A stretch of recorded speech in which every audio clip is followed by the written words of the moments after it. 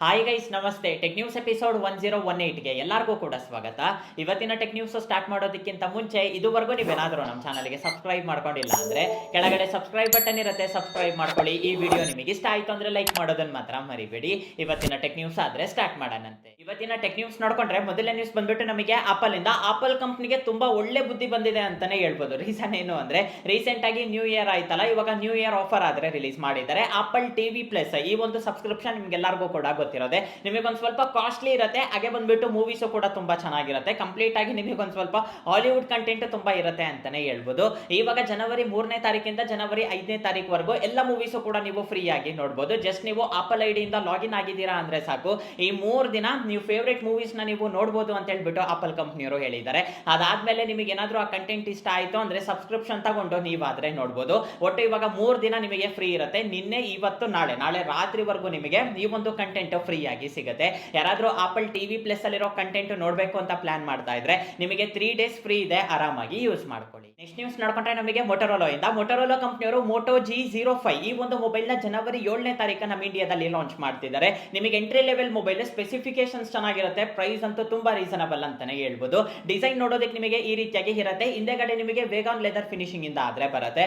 Almost all ಎಲ್ಲ ಮೊಟೊರೋಲಾ mobiles ಕೂಡ ನಿಮಗೆ ಇದೇ ಫಿನಿಶಿಂಗ್ ಇಂದ ಬರುತ್ತೆ ಅಂತಾನೆ ಹೇಳ್ಬೋದು. ಹಾಗೆ ಬಂದ್ಬಿಟ್ಟು ಡಾಲ್ಬಿ ಅಟ್ಮಾಸ್ಗೂ ಕೂಡ ಸಪೋರ್ಟ್ ಮಾಡುತ್ತೆ. ಆಂಡ್ರಾಯ್ಡ್ 15 ಇಂದ ನಿಮಗೆ ಔಟ್ ಆಫ್ ಬಾಕ್ಸ್ ಆಗುತ್ತೆ.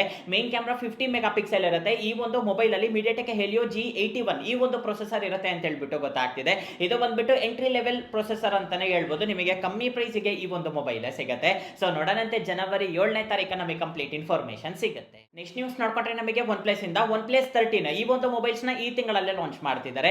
ರಿಪೋರ್ಟ್ಸ್ ಪ್ರಕಾರ ನೋಡ್ಕೊಂಡ್ರೆ ಇದೇ ಲಾಂಚ್ ಇವೆಂಟ್ ಅಲ್ಲಿ OnePlus Watch 3 ಕೂಡ ಲಾಂಚ್ ಮಾಡ್ತಾರೆ ಅಂತ ಹೇಳ್ಬಿಟ್ಟು ಗೊತ್ತಾಗ್ತಾ ಇದೆ.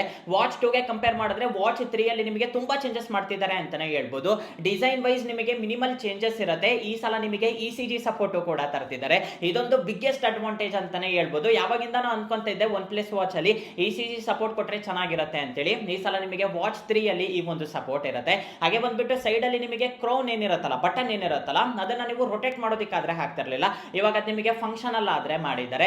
ಹಳೆ ವರ್ಷನ್ ಗೆ ಕಂಪೇರ್ ಮಾಡಿದ್ರೆ ಈ ಸಲ ನೀವು ಇನ್ನ ಚೆನ್ನಾಗಿ ಯೂಸ್ ಮಾಡಬಹುದು ಅಂತ ಹೇಳ್ಬಿಟ್ಟು OnePlus ಅವರು ಹೇಳಿದ್ದಾರೆ. ಈ ರೀತಿಯಾಗಿ ತುಂಬಾ ಚೇಂಜಸ್ ಮಾಡಿಬಿಟ್ಟು ಈ ಒಂದು ವಾಚ್ ನ ಲಾಂಚ್ ಮಾಡ್ತಿದ್ದಾರೆ. ಪ್ರೈಸ್ ಕೂಡ ನಿಮಗೆ ಓಕೆ ಅಂತಾನೆ ಹೇಳ್ಬೋದು, ತುಂಬಾ ಕಾಸ್ಟ್ಲಿ ಅಂತ ನಾನು ಹೇಳೋದಿಲ್ಲ. ಸ್ಯಾಮ್ಸಂಗ್ ಅವರು, ಆಪಲ್ ಅವರು, ಸೊ ಇವರೆಲ್ಲರೂ ಕೂಡ ಯಾವ ಪ್ರೈಸ್ ರೇಂಜ್ ಅಲ್ಲಿ ಲಾಂಚ್ ಮಾಡ್ತಾರೋ ಈ ವಾಚ್ ಕೂಡ ನಿಮಗೆ ಅದೇ ಪ್ರೈಸ್ ರೇಂಜ್ ಅಲ್ಲಿ ಲಾಂಚ್ ಆಗುತ್ತೆ. ಸೊ ನೋಡೋಣಂತೆ ಈ ಒಂದು ವಾಚ್ ಲಾಂಚ್ ಮಾಡಿದ್ದಾದ್ಮೇಲೆ ನಮಗೆ ಕಂಪ್ಲೀಟ್ ಇನ್ಫಾರ್ಮೇಶನ್ ಸಿಗುತ್ತೆ. ನೆಕ್ಸ್ಟ್ ನ್ಯೂಸ್ ನೋಡ್ಕೊಂಡ್ರೆ ನಮಗೆ ರಿಯಲ್ಮಿ ಕಂಪ್ನಿಯವರು ರಿಯಲ್ಮಿ ನಿಯೋ 7 ಈ ಒಂದು ಮೊಬೈಲ್ ನ ಜನವರಿ ಎಂಡಿಂಗ್ ಅಷ್ಟೊತ್ತಿಗೆ ಗ್ಲೋಬಲ್ ಆಗಿ ಲಾಂಚ್ ಮಾಡ್ತಾರೆ ಅಂತ ಹೇಳ್ಬಿಟ್ಟು ಗೊತ್ತಾಗ್ತಾ ಇದೆ. ನನಗೆ ಕೇಳಿದ್ರೆ ತುಂಬಾ ಮಟ್ಟಿಗೆ ಡೌಟ್ ಅಂತಾನೆ ಹೇಳ್ತೀನಿ. ರೀಸನ್ ಏನು ಅಂದ್ರೆ ಈ ತಿಂಗಳಲ್ಲಿ ತುಂಬಾ ಮೊಬೈಲ್ಸ್ ಲಾಂಚ್ ಆಗ್ತಾ ಇದೆ. ಅದರಲ್ಲಿ ರಿಯಲ್ಮಿ ಮೊಬೈಲ್ ಕೂಡ ಲಾಂಚ್ ಆಗ್ತಾ ಇದೆ. ರಿಯಲ್ಮಿ 14 Pro ಸೀರೀಸ್ ಈ ಒಂದು ಮೊಬೈಲ್ಸ್ ಆದ್ರೆ ಲಾಂಚ್ ಆಗ್ತಾ ಇದೆ. ಆ ಮೊಬೈಲ್ ಲಾಂಚ್ ಮಾಡ್ತಾ ಮತ್ತೆ ಈ ಮೊಬೈಲ್ ಕೂಡ ಲಾಂಚ್ ಮಾಡ್ತಾರೆ ಅಂತ ಹೇಳ್ಬಿಟ್ಟು ನಾನು ಆದ್ರೆ ಅನ್ಕೊಳ್ಳೋದಿಲ್ಲ. ಇವರು ಬಂದ್ಬಿಟ್ಟು ಈ ಸಲ ಹೆಸರು ಕೂಡ ಚೇಂಜ್ ಮಾಡಿದ್ದಾರೆ. ಪ್ರತಿ ಸಲ ನಮಗೆ ರಿಯಲ್ಮಿ GT6, ರಿಯಲ್ಮಿ GT60 ಈ ಒಂದು ಹೆಸರಲ್ಲಿ ಬರ್ತಾ ಇತ್ತು. GT ಹೆಸರಲ್ಲಿ ಲಾಂಚ್ ಮಾಡ್ತಾ ಇದ್ರು. ಇವಾಗ ನಿಮಗೆ ನಿಯೋ ಹೆಸರಲ್ಲಿ ಲಾಂಚ್ ಮಾಡ್ತಿದ್ದಾರೆ.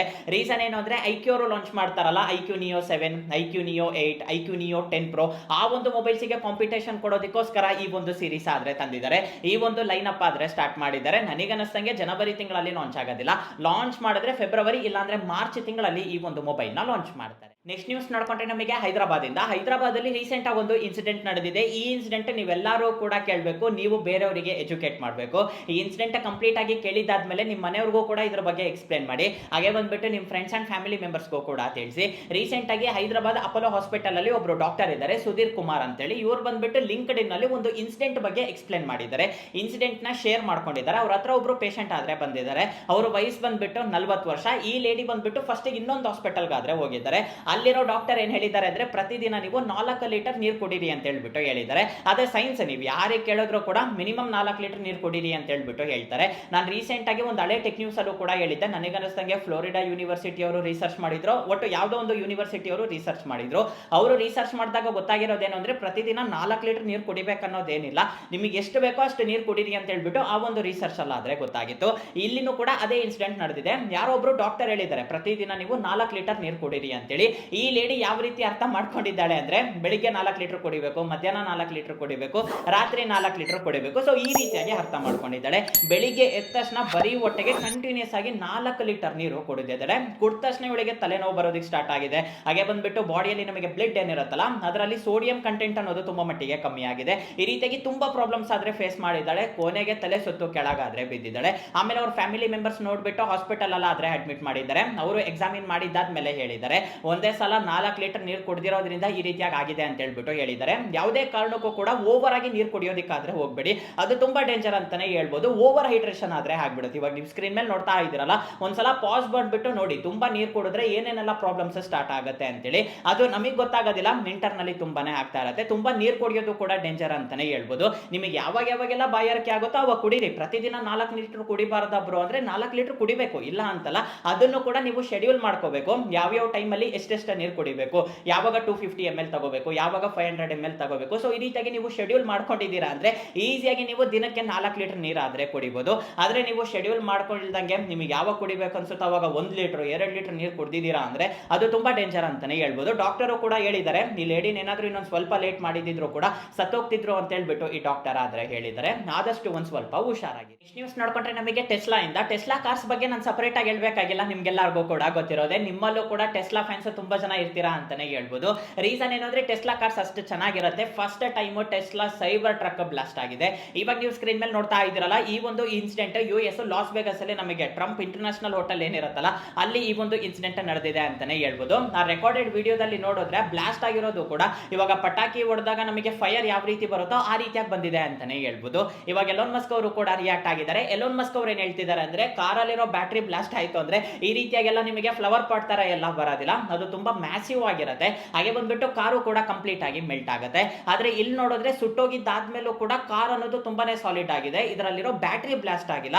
ಆ ಕಾರಲ್ಲಿ ಕೆಲವೊಂದು ಫೈರ್ ರಿಲೇಟೆಡ್ ಐಟಮ್ಸ್ ಇತ್ತು ಅಂದ್ರೆ ಅದು ಬ್ಲಾಸ್ಟ್ ಆಗಿದೆ. ಅದರಿಂದ ಈ ಒಂದು ಇನ್ಸಿಡೆಂಟ್ ನಡೆದಿದೆ ಅಂತ ಹೇಳ್ಬಿಟ್ಟು ಹೇಳ್ತಿದ್ದಾರೆ. ಆ ಕಾರ್ ನೋಡ್ಬೋದು ಎಷ್ಟು ಸಾಲಿಡ್ ಆಗಿದೆ ಅಂತ ಹೇಳಿ. ಒಳಗಡೆ ಏನೂ ಆಗಿಲ್ಲ. ಆ ಕಾರ್ ಒಳಗಡೆ ಒಬ್ಬ ಡ್ರೈವರ್ ಇದ್ದಾರೆ, ಆ ಡ್ರೈವರ್ ಸ್ಪಾಟ್ ಅಲ್ಲೇ ಸತ್ತೋಗಿದ್ದಾರೆ.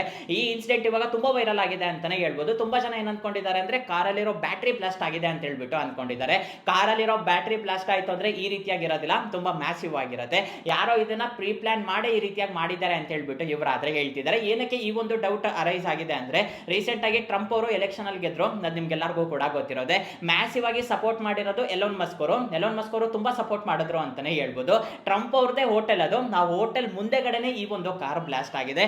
ಏನೋ ಒಂದು ಸಿಗ್ನಲ್ ಕೊಡ್ತಾ ಇದ್ದಾರೆ, ಇದು ಬೇಕಂತಾನೆ ಮಾಡಿರೋದು ಅಂತ ಹೇಳ್ಬಿಟ್ಟು ಇವರಾದ್ರೆ ಹೇಳ್ತಿದ್ದಾರೆ. ಸೊ ನೋಡೋಣಂತೆ ಏನಾಗುತ್ತೆ ಅಂತ. ಸೊ ಇಷ್ಟೇ ಗೈಸ್, ಇವತ್ತು ನನಗೆ ಇಂಟ್ರೆಸ್ಟಿಂಗ್ ಅನ್ಸಿರೋ ಟೆಕ್ ನ್ಯೂಸ್. ಆದ್ರೆ ಈ ವಿಡಿಯೋ ನಿಮಗೆ ಇಷ್ಟ ಆಯ್ತು ಅನ್ಕೊಂತೀನಿ. ಈ ವಿಡಿಯೋ ನಿಮಗೆ ಇಷ್ಟ ಆಗಿದ್ರೆ ಲೈಕ್ ಮಾಡಿ, ಶೇರ್ ಮಾಡಿ. ಹಾಗೆ ಕೆಳಗಡೆ ಸಬ್ಸ್ಕ್ರೈಬ್ ಬಟನ್ ಇರುತ್ತೆ, ಸಬ್ಸ್ಕ್ರೈಬ್ ಮಾಡ್ಕೊಳೋದನ್ನ ಮಾತ್ರ ಮರಿಬೇಡಿ. ನೆಕ್ಸ್ಟ್ ವಿಡಿಯೋದಲ್ಲಿ ಮೀಟ್ ಆಗೋಣಂತೆ. ಅಲ್ಲಿವರೆಗೂ ಬಾಯ್ ಬಾಯ್.